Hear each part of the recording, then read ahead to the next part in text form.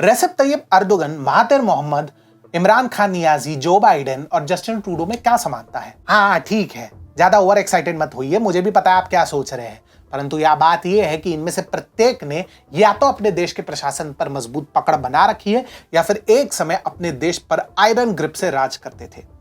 फिर भी अपनी शक्ति और प्रभाव के बावजूद इन सभी नेताओं में एक समान दोष है, ये भारत के साथ उलझने की गलती कर बैठे और यहीं से उनकी स्थिति बद से बदतर हो गई। समय बीतने के साथ इनमें से दो नेता उड़न छू हो चुके हैं और इस बीच दो नेता किसी भांति अपने पद पर टिके हुए हैं, परंतु जस्टिन ट्रूडो क्या ही कहें। भारत ने केवल अपने रौद्र रूप का अंश दिखाया और उतने में ही इनका हलक सूख गया। नमस्कार मित्रों, और आज हम चर्चा करेंगे कि कैसे जस्टिन ट्रूडो ने भारत को चुनौती देने की सोची और कैसे आज वह ना घर के रहे और ना ही घाट के। अभी हाल ही में कनाडा की विदेश मंत्री मेलेनी जोली ने एक अहम बयान दिया। रॉयटर्स की रिपोर्ट के अनुसार उन्होंने खालिस्तानी आतंकवादी हरदीप सिंह निज्जर की हत्या के संबंध में राजनयिक विवाद को सुलझाने के लिए भारत के साथ निजी बातचीत की कनाडा की इच्छा व्यक्त की। रॉयटर्स से वार्ता के दौरान जोली ने कहा, हम भारत सरकार के संपर्क में हैं, हम कैनेडियन राजनयिकों की सुरक्षा को बहुत गंभीरता से लेते हैं और हम निजी तौर पर बातचीत करना जारी रखेंगे, क्योंकि हमारा मानना है कि राजनयिक बातचीत सबसे अच्छी तभी होती है जब वह निजी हो।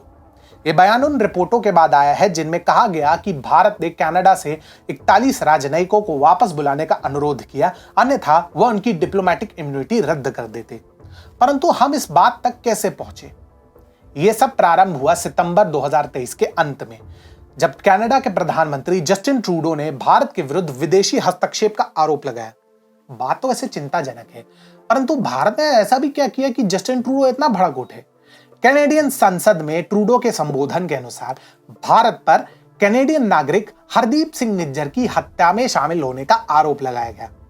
हाँ, आपने सही सुना, एक खालिस्तानी चरमपंथी जिसे इंटरपोल द्वारा रेड फ्लैग किया गया और कई नो फ्लाई लिस्ट में सम्मिलित किया गया, वह जस्टिन ट्रूडो के लिए एक निर्दोष नागरिक है जिसे कथित तौर पर निर्दयी भारतीयों द्वारा हत्या कर दी गई। नायक में सही कहा गया है, आप जो बोल रहे हैं वह सुनने के लिए, बहस के लिए अच्छा है, लेकिन प्रैक्टिकल नहीं है। अब जस्टिन ट्रूडो ने तो इस मामले को काफी गंभीरता से लिया, इतना कि जब ट्रूडो जैसे प्रभावशाली नेता ऐसी चिंताएं उठाते हैं तो दुनिया को इस पर ध्यान देना चाहिए। भारत छोड़िए, किसी अन्य देश को छोड़िए, मंगल, बुध, शुक्र, शनि, राहु, केतु जैसे सुदूर ग्रहों के देशों को भी ध्यान देना चाहिए। अब भारत ने भी निराधार आरोपों का जोरदार खंडन किया, परंतु ट्रूडो इतनी आसानी से पीछे हटने वालों में से नहीं थे। उन्होंने अपने दावों के समर्थन हेतु प्रमुख महाशक्तियों से समर्थन मांगने से लेकर वैश्विक मीडिया आउटलेट्स को अपने पक्ष में करने का प्रयास करने के लिए हर संभव रास्ता खोजा। किसी अन्य दिन ये युक्तियां बिल्कुल काम आती, परंतु ट्रूडो ने एक मूलभूत बात को नजरअंदाज कर दिया, अपने दावों को साबित करने के लिए ठोस प्रमाणित साक्ष्य। इस महत्वपूर्ण तत्व की अनुपस्थिति ने उन्हें घोर संकट में डाल दिया। जब टोरंटो सन और द नेशनल पोस्ट जैसे लोकल समाचार स्रोतों ने भी आरोपों पर भारत की दृढ़ प्रतिक्रिया की ओर संकेत दिया, तो उसे एक चेतावनी के रूप में काम करना चाहिए था, जिसे ट्रूडो ने जानबूझकर अनदेखा किया। और ट्रूडो भी भूल गए थे कि वह भारत के साथ पंगा मोल ले रहे हैं, कोई ऐरा गैरा नत्थू खैरा देश नहीं जिससे आसानी से इधर उधर धकेला जा सके। वैश्विक शक्तियों से समर्थन हासिल करने की ट्रूडो की कोशिशें दो प्राथमिक कारणों से विफल हुई। एक, इनके पास पर्याप्त साक्ष्यों की कमी थी, और दूसरा, ये शक्तियां, विशेष रूप से संयुक्त राज्य अमेरिका, भारत को नाराज करने का जोखिम बिल्कुल नहीं उठा सकते थे। वैश्विक मीडिया आउटलेट्स की ओर रुख करते हुए ट्रूडो ने उम्मीद जताई कि वे तो उनके पक्ष को अवश्य सुनेंगे। उन्होंने तो ऐसा किया भी, परंतु अनजाने में इनकी कवरेज ने भारत के ही पक्ष को मजबूत कर दिया। उदाहरण के लिए वॉशिंगटन पोस्ट इस तथ्य को नजरअंदाज नहीं कर सका कि ट्रूडो प्रशासन ने पूरे जांच को ही गड्ढमड्ढ कर दिया। इसी बीच द फाइनेंशियल टाइम्स जैसे प्रकाशनों ने ट्रूडो के दावों का समर्थन करने वाले ठोस सबूतों की कमी पर भी सूक्ष्मता से संकेत दिया।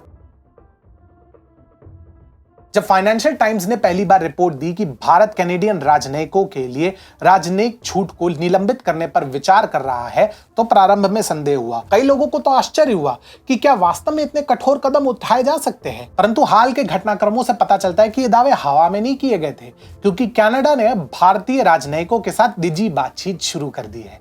विदेश मंत्री मेलेनी जोली के अनुसार तनाव के क्षणों में, क्योंकि वास्तव में हमारे दोनों सरकारों के बीच पहले से कहीं अधिक तनाव है, ये महत्वपूर्ण है कि हमारे राजनयिक ग्राउंड पर रहे और इसीलिए हम भारत के साथ परस्पर संबंध के लिए इच्छुक हैं।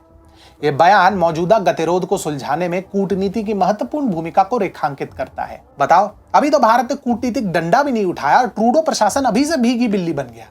खुद प्रधानमंत्री ट्रूडो ने भी स्थिति को और अधिक बिगड़ने से रोकने की अपनी इच्छा पर जोर दिया है, परंतु ऐसा प्रतीत होता है कि प्रधानमंत्री ट्रूडो ने अभी भी इससे पूरा सबक नहीं लिया है। कनाडा सबूतों का बोझ अभी भी भारत पर डालना चाहता है, विशेषकर अपने आरोपों के संबंध में। परंतु इतना तो स्पष्ट है कि कनाडा ने भारत के अडिग प्रतिरोध के सामने आत्मसमर्पण कर दिया है। स्मरण रहे कि अमेरिका जैसी वैश्विक महाशक्ति भी भारत को चुनौती देने से पूर्व 10 बार सोचने पर विवश होती है। तो जस्टिन ट्रूडो, क्षमा करे, जस्टिंडर ट्रूडो ने यह कैसे सोच लिया कि वह भारत को चुनौती देंगे और कोई उन्हें कुछ नहीं कहेगा।